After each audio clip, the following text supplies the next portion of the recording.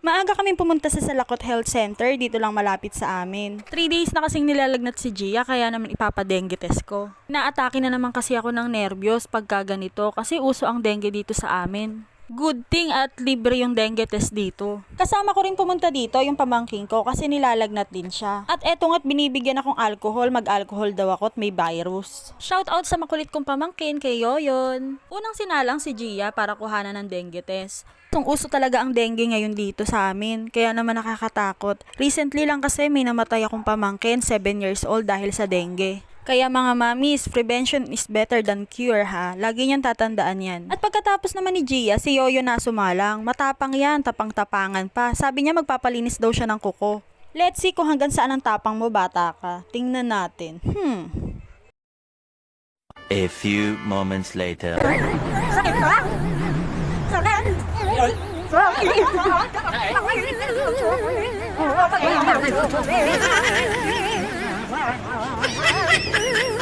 Thank you Lord at negative naman si Gia. Pagkatapos namin kumuha ng dengue test, dumiretso naman kami dito sa St. Michael Laboratory. Bago lang to, sa may Kamyas lang. Papa CBC at urinalysis si Gia. Habang kinukuhanan nga ng dugo si Gia, hindi ko alam kung matatawa ko o maaawa. Luloko ko kasi siya kasi pangarap niya daw dati maging doktor. Ewan ko lang ngayon, sabi ko sa kanya, di ba gusto mo maging doktor? Biglang sabi niya, ayoko na, nagbago na isip ko. Pagkatapos ng dugo, urinalysis naman ang kukunin sa kanya. Kaya lang, hindi siya maihi. Kaya ang ginawa ko, binili ko siya ng tubig. Sabi ko, ubusin mo yan hanggat maihi ka. Habang nag-aantay kami ng resulta, nag-aya muna ako sa RCS. Sabi ko, bumili muna kami ng makakain at konting grocery na rin para sa pagkain ni Gia.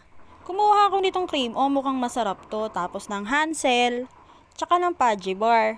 At habang naglalakad nga kami, etong si Gia, hindi ko alam kung anong hinahanap, patingin-tingin pa kung saan. At eto nga nakita yung Chucky, eto pala yung hinahanap niya. Tapos kumuha siya ng choco, may Chucky na may choco pa, pancake. Tapos kumuha na rin ako ng shampoo ko kasi wala na. Tapos ng conditioner. 4 na yung kinuha ko kasi ang lakas ko sa conditioner. Naubos na yung ginagamit kong lotion, nakita ko tong Kojic, gusto ko itry. Kumuha na rin ako ng Ariel at saka ng Pabcon. Pagkatapos no, nagbayad na rin kami, hindi na ako naggrocery ng madami kasi kulang na kami sa budget. Kasi check-up lang naman talaga yung usapan, wala naman sa usapan ng pag-grocery. Eto nga si Gia, nakita pa yung siomay, sabi niya gusto daw niya ng siomay. Alam niyo naman si Gia, siomay is life, talagang favorite niya kasi yan. At tulad nga ng sabi ko, uso ang dengue, kaya naman kami napabili ng electric mosquito. Tamang-tama to sa kwarto kasi may pailaw na siya para na rin nagsisilbing lamp nyo. Wala pang 30 minutes, eto na yung nakuha namin. Diba napakadaming lamok, kaya naman nakakatakot. Kinagabihan, pumunta kami sa Patay, yung sinasabi ko sa inyong pamangking ko na namatay sa dengue. Nakita ko nga tong poging-pogi na to. Shoutout nga pala kay Puchi Ligaya, ang isa sa pinaka-pogi dito sa Pinambaran. And also sa kanyang mga kaibigan. Bye! See you sa next mini vlog!